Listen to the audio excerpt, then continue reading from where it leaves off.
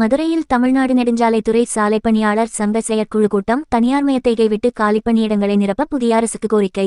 மதுரையில் நடைபெற்ற தமிழ்நாடு நெடுஞ்சாலைத்துறை சாலை பணியாளர் சங்கத்தின் செயற்குழு கூட்டத்தில் புதிய அரசு நெடுஞ்சாலைத்துறையில் மேற்கொள்ளப்பட்டு வரும் தனியார்மய நடவடிக்கைகளை முற்றிலுமாக கைவிட்டு காலியாக உள்ள சாலை பணியாளர் பணியிடங்களை நிரப்ப வேண்டும் என வலியுறுத்தப்பட்டது. தமிழ்நாடு அரசு ஊழியர் சங்க கட்டடத்தில் நடைபெற்ற கூட்டத்திற்கு தமிழ்நாடு நெடுஞ்சாலைத்துறை சாலை பணியாளர் சங்கத்தின் மாநில தலைவர் பாலசுப்ரமணியன் தலைமை வகித்தார். மாநில செயலாளர் செந்தில்நாதன் அஞ்சலி தீர்மானத்தை முன்மொழிந்தார். தொடர்ந்து மௌனஞ்சலி செலுத்தப்பட்டது. மாநில துணைத் தலைவர்கள் ராஜமாணிக்கம், பழனிசாமி, ஹரிபாலகிருஷ்ணன், சிங்கராயன், மாநில செயலாளர்கள் செந்தில்நாதன், மகாதேவன், ரவி, பாஸ்கரன் ஆகியோர் முன்னிலை வகித்தனர். மதுரை மாவட்ட செயலாளர் மனோகரன் வரவேற்புரையாற்றினார். மாநில செயற்குழு கூட்டத்தை துவக்கி வைத்து தமிழ்நாடு அரசு ஊழியர் சங்கத்தின் மாநில செயலாளர் சந்திரபோஸ் உரையாற்றினார். மாநில செயலாளர் நீதிராஜா சிறப்புரையாற்றினார். மாவட்ட செயற்குழு உறுப்பினர்கள் ராஜா, சிவகுரும்பன் ஆகியோர் வாழ்த்துரை வழங்கினர். தமிழ்நாடு நெடுஞ்சாலைத்துறை சாலை பணியாளர் சங்கத்தின் மாநில பொருளாளர் தமிழ் சங்கத்தின் நிதி ஆதாரம் குறித்து உரையாற்றினார். பொதுச் செயலாளர் அம்சராஜ் வேலையறிக்கையை முன்வைத்தும் எதிர்கால நடவடிக்கைகள் குறித்தும் பேசினார். கூட்டத்தில் சங்கத்தின் பொதுச் செயலாளர் அம்சராஜ் பேசியபோது, தமிழகத்தில் கடந்த 50 ஆண்டுகளாக ஆட்சியில் இருந்த 2 முக்கிய அரசியல் கட்சிகளும் பல்வேறு முன்னேற்ற திட்டங்களை செயல்படுத்தியிருந்தாலும் கடந்த 25 ஆண்டுகளில் அரசு துறைகளில் காலிப்பணியிடங்களை நிரப்பாதது, தற்காலிக மற்றும் அத்தக்கூலி முறையிலான பணியமர்த்தல்களை அதிகரித்தது, நிரந்தர பணியிடங்களை குறைத்தது போன்ற கொள்கைகள் காரணமாக இளைஞர்கள் வேலைவாய்ப்பின்றி பாதிக்கப்பட்டுள்ளதாக கூறினார். அரசியல் அமைப்புகள் பல்வேறு முன்னேற்றத்திற்குரிய நடவடிக்கைகளை மேற்கொண்டிருந்தாலும் கூட கடந்த 25 ஆண்டுகளில் அவர்கள் முன்னெடுத்திருக்கிற கொள்கைகள், குறிப்பாக அரசு துறைகளில் இருக்கக்கூடிய காலி பணியிடங்களை நிரப்பாமல் அத்தக்கூலி முறையில் ஆளெடுக்கக்கூடிய நடவடிக்கைகள், பல துறைகளில் நிரந்தர பணியிடங்களை முற்றாக ஒழித்திருக்கக்கூடிய நடவடிக்கைகள், குறிப்பாக நெடுஞ்சாலைத்துறையில் கடந்த 2002 தொடங்கி இதுவரையிலும் தனியார்மய நடவடிக்கைகளை முன்னெடுத்து வந்திருந்த பின்புலத்திலிருந்து வேலையில்லாத இளைஞர்கள், பரிதவிக்கக்கூடிய மக்கள் ஒரு மாற்றம் வேண்டும் என்று கருதிய சூழலில் தமிழகத்தில் ஒரு புதிய அரசு அமைந்திருக்கிறது என்ற நிலையில் இந்த மாற்றத்தை தமிழ்நாடு நெடுஞ்சாலைத்துறை சாலை பணியாளர் சங்கம் வரவேற்கின்றோம். அதே நேரத்தில் இந்த புதிய அரசு முந்தைய ஆட்சியாளர்கள் செய்திருக்கக்கூடிய தவறான நடவடிக்கைகளை முற்றாக ஒழித்து கட்ட வேண்டும். நெடுஞ்சாலைத்துறையில் தனியார்மய நடவடிக்கைகளை முற்றிலுமாக கைவிட வேண்டும். கடந்த திமுக அரசாங்கம் மாநில நெடுஞ்சாலை ஆணையம் என்பதை அமைத்திருக்கிறது. அதற்குரிய குழுவை நியமித்திருக்கிறது. இந்த மாநில நெடுஞ்சாலை ஆணையம் செயல்படுவதற்கு இந்த அரசு வழிவிட்டால் நிச்சயமாக பினாமிகள் இந்த மாநில நெடுஞ்சாலைகளில் சுங்கச்சாவடி அமைத்து ஒரு சிற்றரசர்களைப் போல மக்களிடம் கொள்ளையடிக்கக்கூடிய அளவுக்கு இந்த மாநில நெடுஞ்சாலை ஆணையம் வழிவகுக்கும். அதற்கு உதாரணமாக தேசிய நெடுஞ்சாலை ஆணையம் அதனுடைய சுங்கச்சாவடிகள் செயல்பட்டுக் கொண்டிருக்கிறது. தமிழ்நாட்டில் மாநில நெடுஞ்சாலை ஆணையம் என்கிற அது அமைக்கப்பட்ட அரசாணையை ரத்து செய்ய வேண்டும். அந்த குழுவை ரத்து செய்ய வேண்டும்.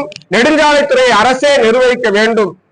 சாலை பணியாளர்களின் 41 மாத கால பணி நீக்க காலத்தை பணிக்காலமாக முறைப்படுத்த வேண்டும் என்று சென்னை உயர்நீதிமன்றம் வழங்கியிருக்கக்கூடிய தீர்ப்பின் அடிப்படையில் இந்த அரசு நீதிமன்ற தீர்ப்பை மரியாதையோடு அதை ஏற்றுக்கொண்டு பணி நீக்க காலத்தை பணிக்காலமாக முறைப்படுத்த வேண்டும். நெடுஞ்சாலைத்துறையில் பல்லாயிரக்கணக்கான சாலை பணியாளர் பணியிடங்கள் காலியாக இருக்கிறது. இந்த அரசு கிராமப்புற இளைஞர்களுடைய பேராதரவை பெற்று ஆட்சி அமைத்திருக்கிறது. அந்த கிராமப்புற இளைஞர்களுக்கு நெடுஞ்சாலைகளில் சாலை பணியாளர் பணியை வழங்குவதற்கு இந்த அரசு முன்வர வேண்டும். அதே போன்று நெடுஞ்சாலைத்துறையில் கருணை நியமனத்திற்காக காத்திருப்பவர்களை கூட சாலை பணியாளராக நியமிக்க மாட்டோம் என்று அதிகார மட்டத்தில் இருக்கக்கூடிய அதிகாரிகள் நூற்றுக்கணக்கான ஆயிரக்கணக்கான கருணை நியமன அந்த பணியிட மனுக்களை எல்லாம் கிடப்பில் போட்டு வைத்திருக்கிறார்கள். அவர்களுக்கு விரைந்து பணி வழங்க வேண்டும் என்பதை வலியுறுத்தி நாங்கள் இந்த அரசு புதிதாக வந்திருந்தாலும் கூட 6 மாத காலம் பொறுத்திருப்பது என்பதல்ல, அரசினுடைய கவனத்திற்கு உடனடியாக இதை கொண்டு சேர்க்க வேண்டும் என்கிற முறையில வரக்கூடிய 18ஆம் தேதி தொடங்கி தமிழ்நாட்டினுடைய அனைத்து அமைச்சர்களிடம் எங்களுடைய கோரிக்கை மனுவை வழங்கக்கூடிய இயக்கத்தை முன்னெடுக்க இருக்கின்றோம். அதே போன்று கடந்த 50 ஆண்டு காலம் ஆட்சியிலிருந்து தனியார் மயத்தை ஊக்குவித்த 2 கட்சிகளுடைய எம்எல்ஏக்களை சந்திப்பதில்லை என்ற முடிவை நாங்கள் எடுத்திருக்கின்றோம். இந்த அரசுக்கு வெளியிலிருந்தும் அமைச்சரவையில் பங்கு பெற்றும் ஆதரவு தரக்கூடிய கட்சிகள் அவருடைய எம்எல்ஏக்கள் அமைச்சர்களை சந்தித்து எங்களுடைய மனுவை கொடுத்து முதல்வரிடம் என்னுடைய கோரிக்கையை வலியுறுத்த வேண்டும், நிறைவேற்றி தர வேண்டும் என்ற கோரிக்கை மனுவை நாங்கள் வழங்குவது என்ற முடிவை எடுத்திருக்கின்றோம். அதே நேரத்தில் நெடுஞ்சாலைத்துறை மானிய கோரிக்கை நடைபெறக்கூடிய நாளில் அனைத்து கோட்ட பொறியாளர் அலுவலகங்கள் முன்பு சாலை பணியாளர்கள் ஒன்று திரண்டு மாண்புமிகு முதலமைச்சர் அவர்களுக்கும் மாண்புமிகு நெடுஞ்சாலைத்துறை அமைச்சர் அவர்களுக்கும் எங்களுடைய வாழ்வாதார கோரிக்கையை நிறைவேற்ற வேண்டும் என்கிற கோரிக்கை மனுவை கோட்ட பொறியாளர் அவர்கள் மூலமாக வழங்கி அவர்களுக்கு பரிந்துரைக்க செய்ய கோருவது என்கிற கோரிக்கை மனு முறையீட்டு இயக்கத்தையும் நாங்கள் தீர்மானித்துள்ளோம் என்பதை இந்த நேரத்தில் தெரிவித்துக் கொள்கிறோம். இந்த புதிய அரசு புதிய மாற்றங்களை கொடுக்கும், இளைஞர்களுக்கும் வேலை வாய்ப்பை கொடுக்கும், எங்களுடைய கோரிக்கையை நிறைவேற்றும் என்ற நம்பிக்கையோடு இந்த செயற்குழுவை நாங்கள் நடத்தி கொண்டிருக்கின்றோம். தமிழ்நாடு நெடுஞ்சாலைத்துறை சாலை பணியாளர் சங்கத்தின் பொதுச் செயலாளர் அம்சராஜ்.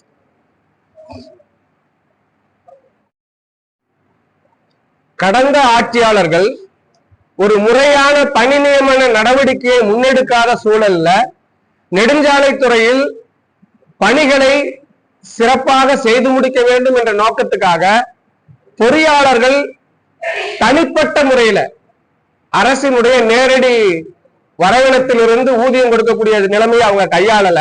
ஆனா தனிப்பட்ட முறையில் அந்த பணியை சிறமேற்கொண்டு முடிக்க வேண்டும் என்கிற காரணத்துக்காக அவர்கள் தனிப்பட்ட முறையில் ஆட்களை வைத்துக் கொண்டு ஊதியம் வழங்கி அந்த பணிகளை முன்னெடுத்தாங்கிறது தான் யதார்த்தமானது. வேலை வாய்ப்பு கிடைக்காத சூழல்ல அபலைகளாக அந்த இளைஞர்கள் பொறியியல் படிப்பு முடித்த அந்த இளைஞர்கள், இன்ஜினியரிங் முடித்த அந்த இளைஞர்கள் இந்த பணிகள்ல ஈடுபட்டாங்க அப்படிங்கிறது யதார்த்தமான உண்மை.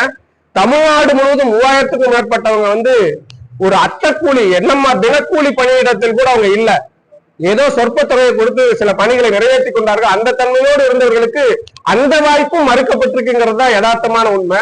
அப்படியான அந்த நபர்களுக்கு ஏதாவது அரசு தரப்புல இருந்து முன்னுரிமை கொடுத்து பணி வழங்கக்கூடிய பயிற்சிகள் அல்லது அதற்கான தேர்வு முறைகளை முன்னெடுத்து பணி வழங்குவதற்கு அரசு ஆலோசிக்க வேண்டும் என்பதை ஒரு சங்கம் என்கிற முறையில் நாங்க எதிர்பார்க்கிறோம். நாங்கள் தொடர்ச்சியாக போராடிக்கிட்டு இருந்தோம். மக்களை சந்தித்து நீதி கேட்டு நெடும்பயண இயக்கத்தை முன்னெடுப்பது அப்படிங்கிற முடிவு எல்லாம் எடுத்திருந்தோம். பிப்ரவரி 2ஆம் தேதி தொடங்கி 10ஆம் தேதி வரைக்கும் மக்களை சந்திக்கிற நீதி கேட்ட நெடும்பயண இயக்கத்தை முன்னெடுப்பதாக நாங்க இருந்தோம். அந்த சூழல்ல அரசியல் ரீதியாக அந்த பிரச்சார இயக்கம் ஒரு நெருக்கடியை கொடுக்கும், பாதிப்பை ஏற்படுத்தும் என்று உணர்ந்த அமைச்சர் அன்றைய நெடுஞ்சாலைத்துறை அமைச்சர் ஏவாவேலு அவர்கள் சங்கத்தினுடைய நிர்வாகிகளை கடந்த பிப்ரவரி 2ஆம் தேதி அழைத்து பேச்சுவார்த்தை நடத்தினாரு. தலைமை பொறியாளர் அவர்களிடத்தோட அட்வொகேட் ஜெனரலிடம் நீங்க உரிய பரிந்துரைகளை பெற்று இந்த கோரிக்கை நிறைவேற்றுவதற்குரிய கோப்புகளை தயாரித்து வழங்க வேண்டும், அதை முதலமைச்சருடைய கவனத்துக்கு கொண்டு சென்று நான் நிறைவேற்றி தருகிறேங்கிற வாக்குறுதி எல்லாம் எங்க கிட்ட கொடுத்தாரு. அதுக்கான பணிகளை முன்னெடுக்க வழிகாட்டினார் அப்படிங்கிறது உண்மை. ஆனால் அதனுடைய நீட்சியாக பார்த்தோன்னு சொன்னா திட்டமிட்டு நீதிமன்ற தீர்ப்பை முற்றிலுமாக முடமாக்கக்கூடிய வகையில தவறான முறையில எழுதி தருவதற்கு தலைமை பொறியாளர் கேட்டாரு. நாங்க அதை எழுதி தர முடியாது, நீதிமன்ற தீர்ப்பை முழுமையா அமுல்படுத்தணுங்கிறத ஸ்ட்ராங்கா சொன்னோம். அந்த பின்புலத்திலிருந்து கடந்த பிப்ரவரி 19ஆம் தேதி அமைச்சர் அவர்கள் அரசு செயலாளர் ஏற்றுக்கொள்ள மாட்டாரு, இந்த கோரிக்கையெல்லாம் நிறைவேற்ற முடியாதுன்னு சொல்லி பகிரங்கமா தெரிவிச்சார். அந்த நேரத்துல நாங்க முன்வைத்த விஷயம் என்பது, அரசு செயலாளர் ஏற்றுக்கொள்ள மாட்டார் என்று சொன்னால் மக்களிடம் வாக்குகளை கேட்டு சட்டமன்ற உறுப்பினராக தேர்வு பெற்று அமைச்சராக சென்றிருக்கக்கூடிய நீங்கள் முடியாது என்பதை மக்களுக்கு நன்மை செய்யக்கூடிய விஷயங்கள்ல அதை நடைமுறைப்படுத்துவதற்கு ஏன் அழுத்தம் கொடுக்கவில்லை என்கிற கேள்வியோடு தான் அந்த பிரச்சனை நின்றுக்குது. புதிய அரசு வந்திருக்கக்கூடிய சூழலில் என்னுடைய கோரிக்கை நிறைவேறும் என்ற நம்பிக்கையோட தான் கடந்த 8ஆம் தேதி மாண்புமிகு அமைச்சர் ஆதவ அர்ஜுனா அவர்களை சந்திச்சிருக்கிறோம். உங்க கோரிக்கையை நிச்சயமாக பரிசீலித்து நிறைவேற்றி தருகிறோம் என்பதை தெரிவிச்சிருக்கிறாரு. எங்களுக்கு நம்பிக்கையோடு இந்த நகர்வுகளை நாங்க முன்னெடுக்கிறோம். உள்ளூர் செய்திகள் முதல் உலகச் செய்திகள் வரை தெரிந்து கொள்ள மதுரை முரசு சேனலை சப்ஸ்கிரைப் செய்யுங்கள்.